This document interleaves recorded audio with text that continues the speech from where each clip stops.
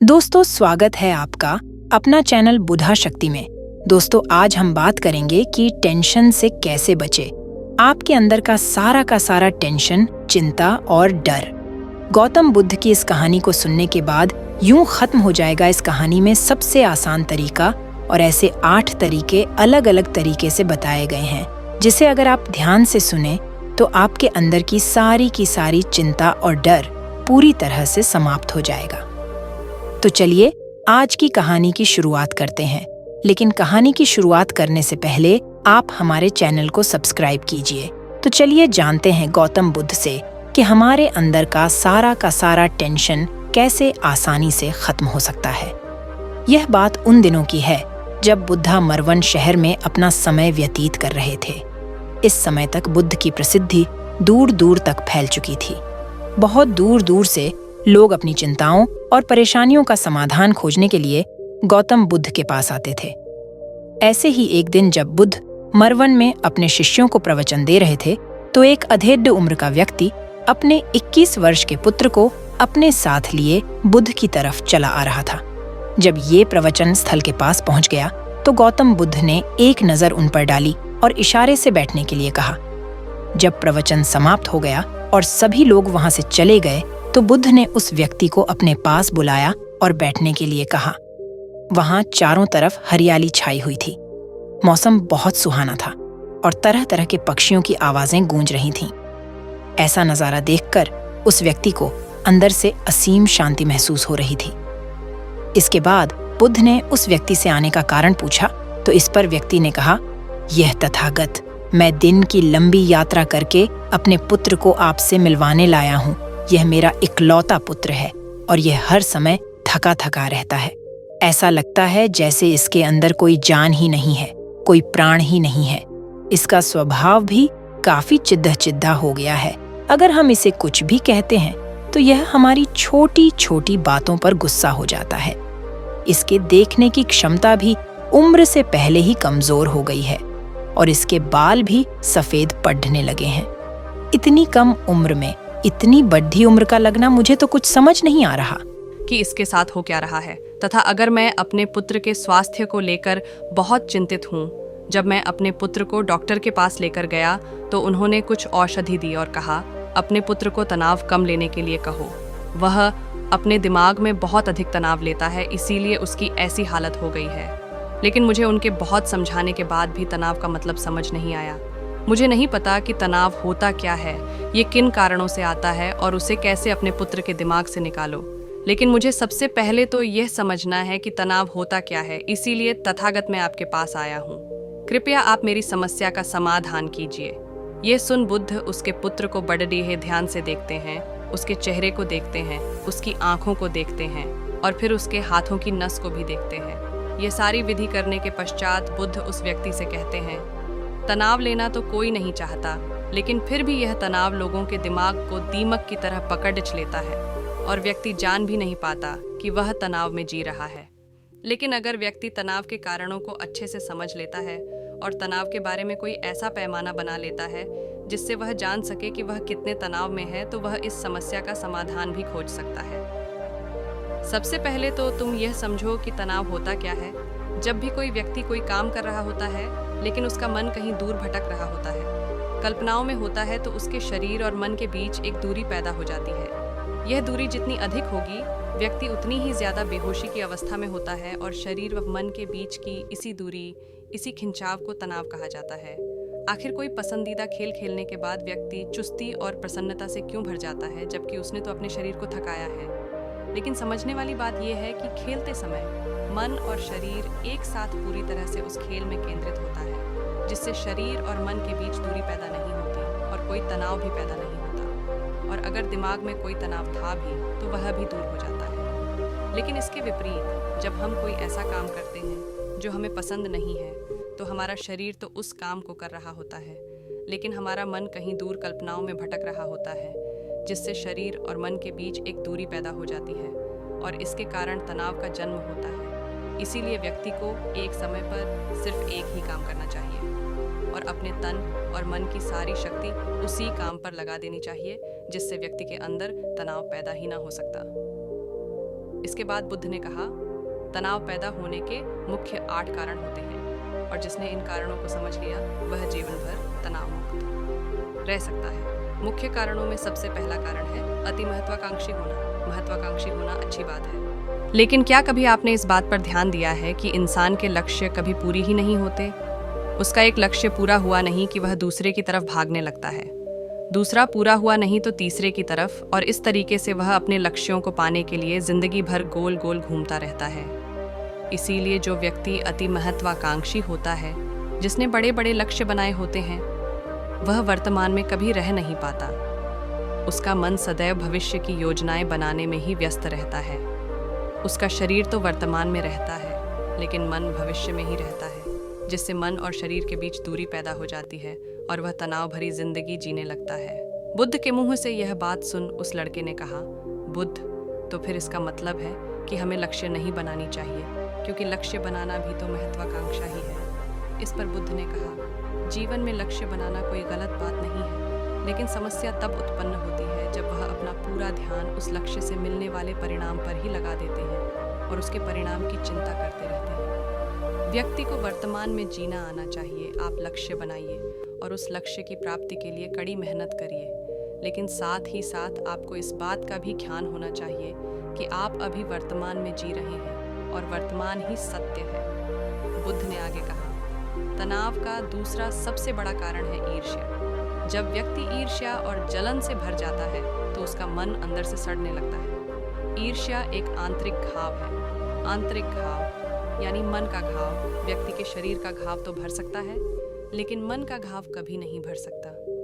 इसीलिए व्यक्ति को दूसरे की खुशी और तरक्की से कभी ईर्ष्या नहीं करनी चाहिए, क्योंकि यह भी एक तनाव का कारण है। इसके बाद बुद्ध ने तनाव का अगला कारण बताते हुए कहा कि आरुषिपूर्ण काम करने से भी मन में तनाव पैदा होता है। जो काम करना हमें पसंद ही नहीं है, जिस काम में हमारी रुचि ही नहीं है, उस काम में हमारा मन लग ही नहीं पाएगा।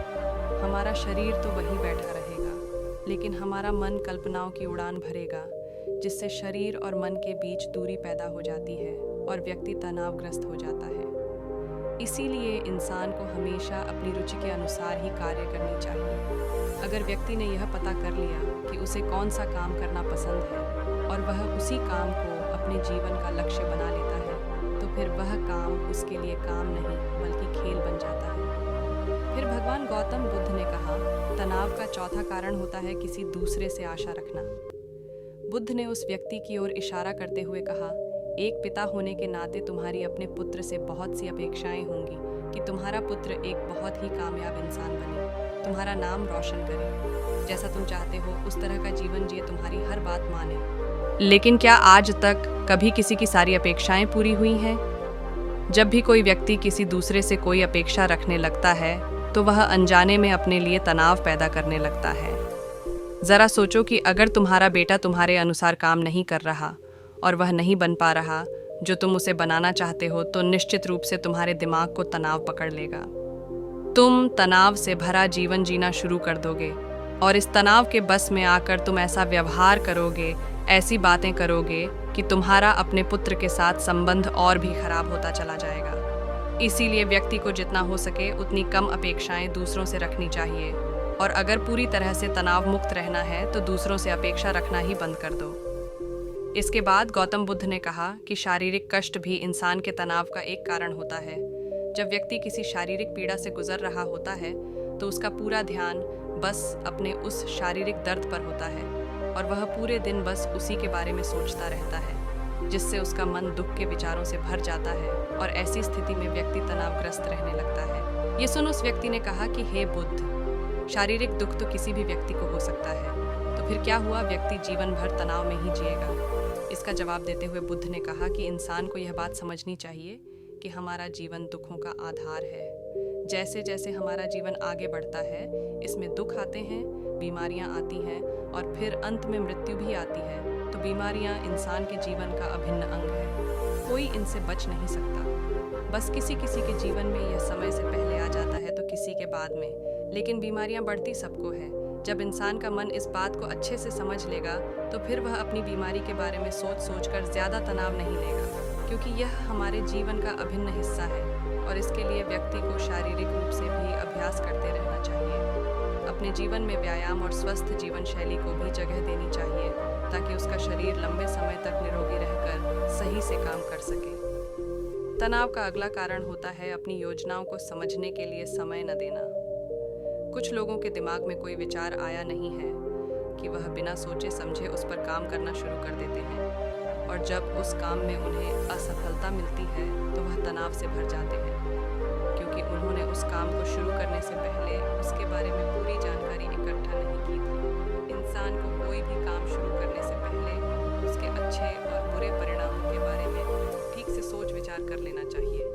इंसान को इस बारे में भी सोच लेना चाहिए कि अगर यह योजना सफल नहीं हुई तो फिर इसके बाद मैं क्या करूँगा। इसलिए व्यक्ति को अपनी योजनाओं को ठीक से समझने के लिए पूरा समय देना चाहिए ताकि बाद में उस योजना की वजह से तनाव पैदा न हो। तनाव का 7वां सबसे बड़ा कारण होता है टाल मटोल करना, आज के काम को कल पर टालना। आप लोगों ने यह कहावत तो सुनी होगी कि आलस इंसान के शरीर का सबसे बड़ा शत्रु है। इंसान आलस्य की वजह से आज के काम को कल के लिए टाल देता है और फिर काम को टालना उसकी आदत बन जाती है।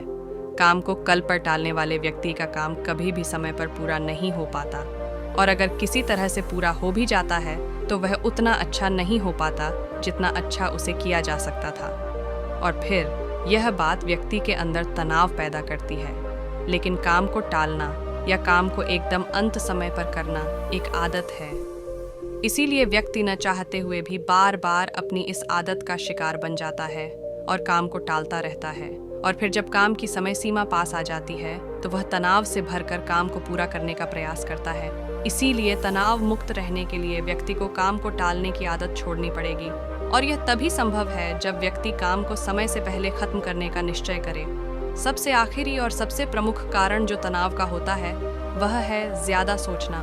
लगातार सोचते रहना भी एक बीमारी है, और यह उस व्यक्ति में सबसे ज्यादा पाई जाती है जो बहुत कल्पनाएं करता है, जो अतीत की घटनाओं और भविष्य की बातों के बारे में सोचता रहता है, जो बेवजह के अनुमान लगाता रहता है।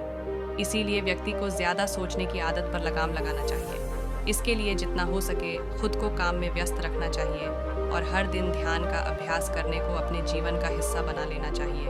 बुद्ध के मुंह से यह सारी बातें सुनकर उस व्यक्ति ने हाथ जोड़कर कहा, बुद्ध, मेरा पुत्र तो अभी मात्र 20 वर्ष का ही है और इसमें अभी इतनी समझ भी नहीं है कि यह आपकी बताई सारी बातों का एक साथ पालन कर सके। आप कृपया करके तनाव मुक्त रहने का कोई आसान सा तरीका बता दें जिससे मेरा बेटा उसका अनुसरण भी कर सके और तनाव मुक्त भी रह सके। उस व्यक्ति की यह प्रार्थना सुन बुद्ध ने कुछ सोचते हुए जवाब दिया, अगर तुम इतनी सारी बातों का पालन नहीं कर सकते तो इसके लिए एक बहुत ही आसान विधि है। तुम एक बार मैं एक काम को करने पर ध्यान लगाओ और वह काम करते रहो। उस समय पर सिर्फ उसी काम को करो, सिर्फ उस पर ही अपना पूरा ध्यान लगाओ, और अगर तुम्हारा मन इधर उधर भटक जाता है तो जैसे ही तुम्हें याद आए उसे वापस फिर उसी काम में लगा दो। ये सबसे आसान और अच्छा तरीका है तनाव मुक्त रहने का। जब तुम भोजन करो तो उस समय सिर्फ भोजन ही करो, उसके पूरे स्वाद का आनंद लो, उससे अनुभव करो। जब चलो तो अपना पूरा ध्यान सिर्फ चलने पर ही लगा दो। इससे तुम्हारा मन और तुम्हारा शरीर दोनों एक जगह पर केंद्रित रहेंगे। दोनों के बीच दूरी पैदा नहीं होगी जो कि तनाव का मुख्य कारण होती है। दोस्तों, आज की युवा पीढ़ी एक ही समय पर 2-2, 3-3 काम करने के आदी हो चुकी है, जैसे फ़ोन पर बात करते हुए गाड़ी चलाना, खाना खाते हुए टीवी देखना, ये फ़ोन चलाना, और फिर इनकी शिकायत रहती है कि मैं तनाव में जी रहा हूँ, मेरा मन अशांत रहता है, मैं चिड़चिड़ा सा हो गया हूँ। जब कोई व्यक्ति एक ही समय पर 3-3 काम करेगा तो तनाव पैदा होना तो स्वाभाविक है, क्योंकि दिमाग तो एक समय पर पूरा ध्यान लगाकर सिर्फ एक ही काम कर सकता है। पूर्ण रूप से एक ही समय पर 2 कामों पर ध्यान कभी नहीं लग सकता।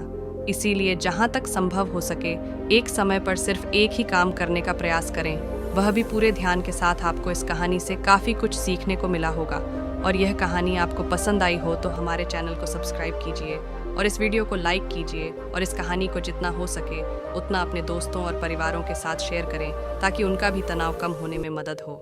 आपका इस कहानी को पूरा देखने के लिए दिल से बहुत बहुत धन्यवाद। नमो बुद्धाय।